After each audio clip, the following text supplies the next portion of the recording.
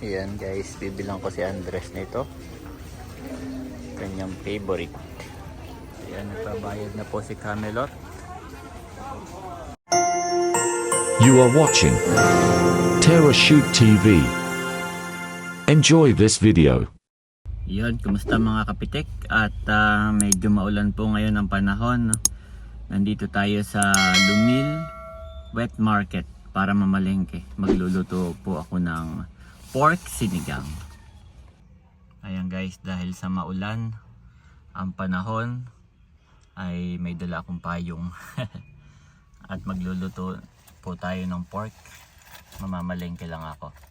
Nabasa pa yung aming sinampay kanina, nilabas ko. Si Andres po ay tulog pa nung alis ko. Pero tumaas uli ang kanyang lagnat kagabi. Kaninang madaling araw pinainom ni Janet ng gamot. Continuous lang po. Meron ding RTW. Ito sa akin. Okay. Salamat. Pork.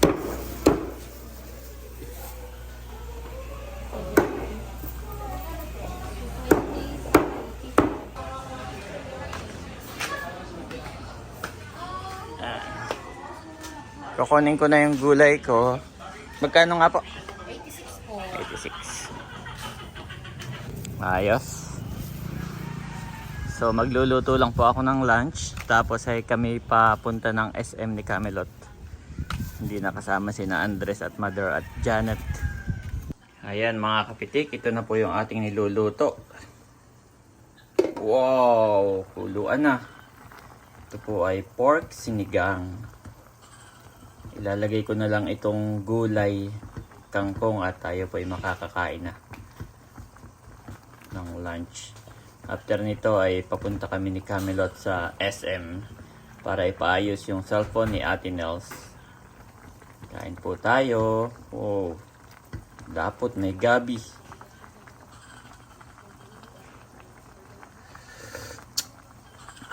Grabe. Sarap. Ayan mga kapitik, luto na po. At tayo'y kakain na. Yes, sarap. Ayan, nakain na po si Camelot. Saka si Mami Janet at si Andres. At si Mother. Yes, kain po tayo. Anong lasa, Mami? Masarap, Daddy. Masarap naman, nagustuhan ni Andres. Yes. Si Andres po ay nakatulog, yung dalawa ni Mami, kagigising. Yes, continuous lang ang inom, Andres, ng gamot, ha? Every 4 hours. At siya po ay dumumi na 2 times. Yehey! Kahapon ay 1 time lang. Ngayon ay 2 times na. At after natin kumain, Camelot, mga 1, ha? Sige, Pepo. At nang masettle natin naman yung cellphone ng mama, kami po ay pa-SM. Hindi na kami makakasama. Hindi na, pahinga na lang kayo dito, Andres. Ayan guys, bakit kaya ang daming helicopter ngayon? Buwan yung isa.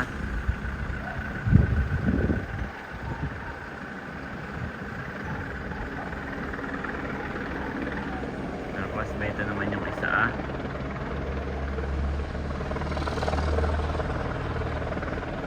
nagtititig.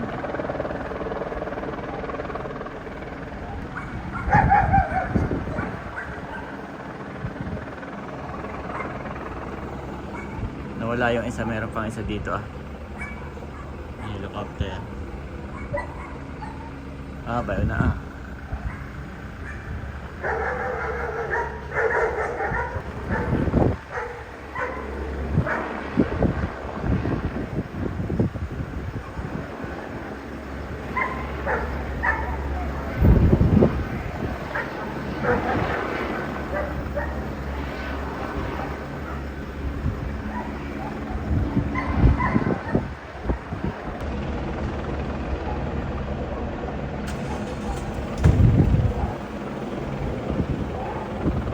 Wow, tatlong helicopter.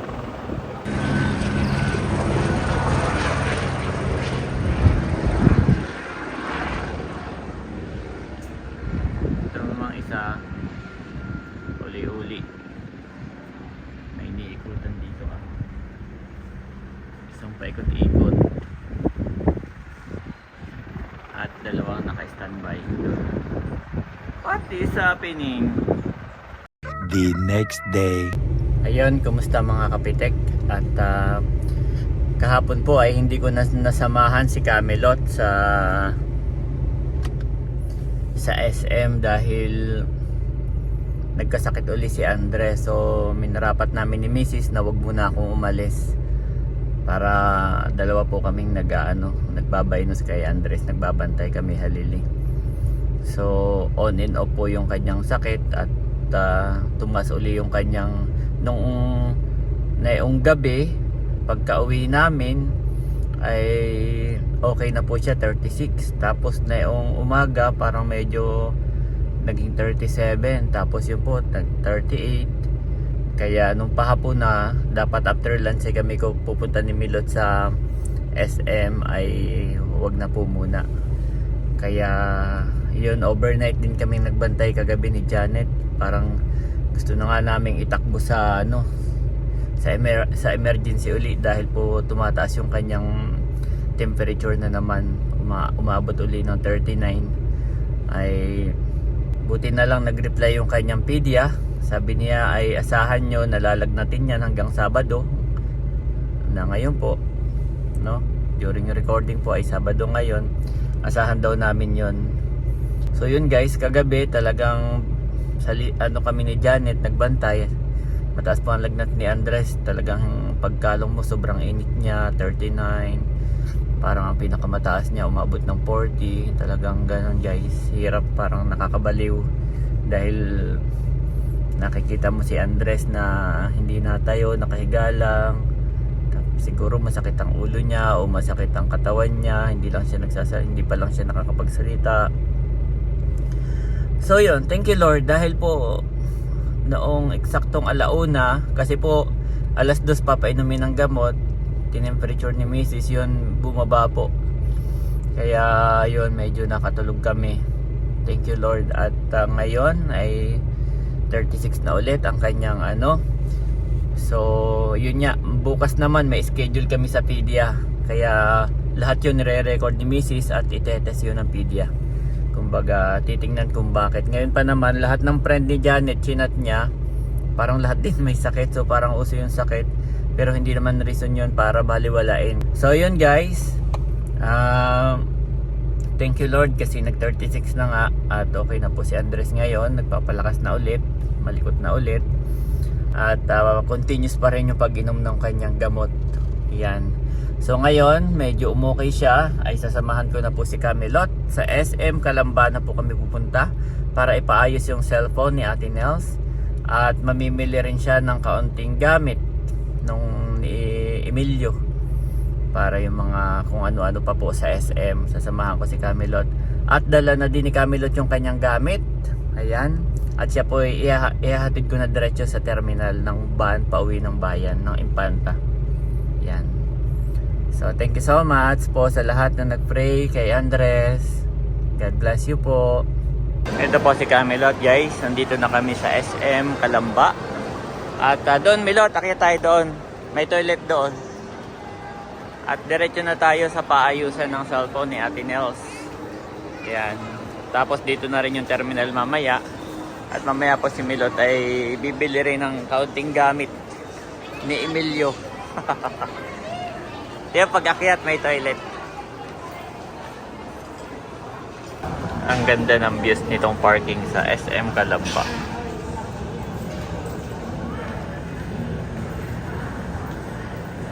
Dito kami magpapayos ng cellphone ni Ate Nels. Yan. Ito talaga ay bilihan ng mga cellphone, laptop at kung ano-anong mga gadget.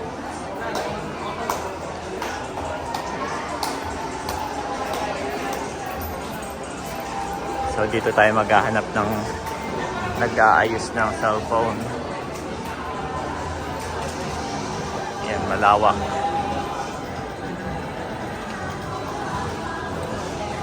Dito kami sa kabilang dulo. Yan, malawak. At ito po si Camelot. Nandito sa iPix cellphone or gadget repair.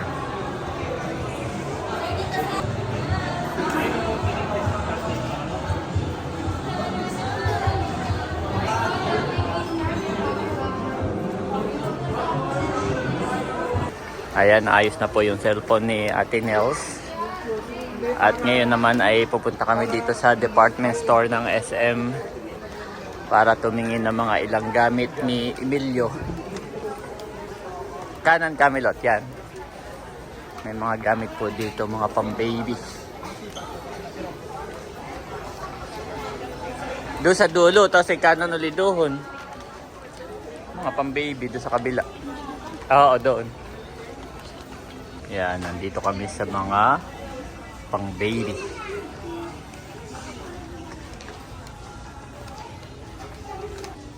Yan. Dito po si Camelot. Ito yung gustong gusto niya. Nakita niya kasi kay Andres ganito yung gamit. Sakto ngayon at meron silang 20% off. Merong 20% off ang Philips.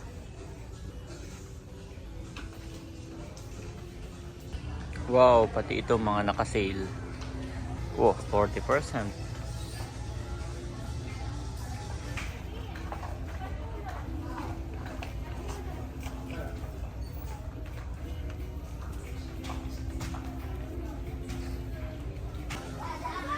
Ayan po. Si Camelot, busy pa rin. Ayan guys, bibilang ko si Andres nito. Kanyang favorite. Kailan kaya expiration nito?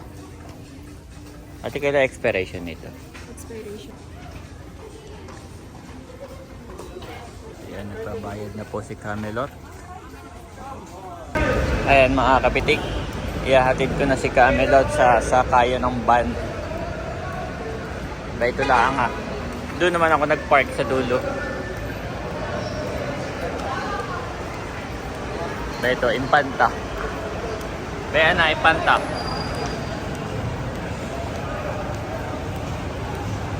Impanta. Yan. Ay, sorry.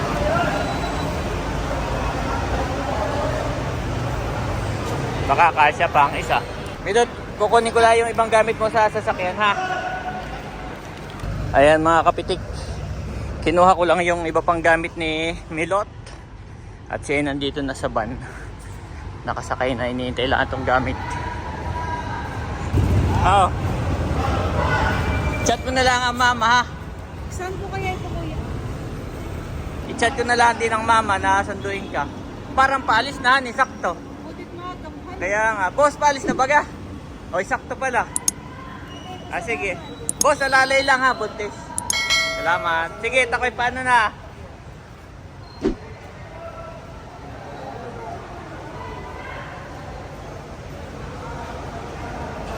Rejoice always, pray continually, give thanks in all circumstances, for this is God's will for you in Christ Jesus. 1 Thessalonians 5:16-18 NIV.